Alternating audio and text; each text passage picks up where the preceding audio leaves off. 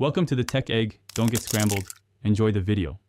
In this video, I will show you how to make delicious dill pickles from cucumbers. First, choose crisp pickling cucumbers, about 3 to 4 inches in length, for the best texture. Wash them well and trim off the ends. Next, prepare your canning jars and lids. Sterilize them by boiling for at least 10 minutes to ensure a safe and successful pickling process.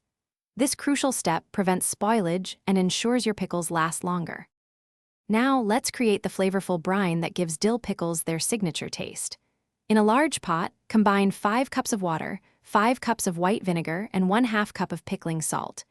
Heat this mixture to a rolling boil, stirring until the salt completely dissolves.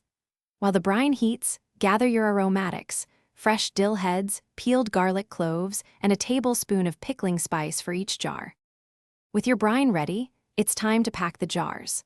Start by placing 1 fresh dill head and 1 or 2 peeled garlic cloves into the bottom of each sterilized jar. Next, add about 1 teaspoon of pickling spice for an extra layer of flavor. Carefully pack your prepared cucumbers vertically and tightly into the jars, ensuring you leave approximately 1/2 inch of headspace from the rim. Finally, let's seal and process your delicious dill pickles. Carefully pour the hot brine over the packed cucumbers, ensuring they are fully submerged. Use a non-metallic utensil to remove any trapped air bubbles, then wipe the jar rims clean. Secure the lids and rings finger-tight.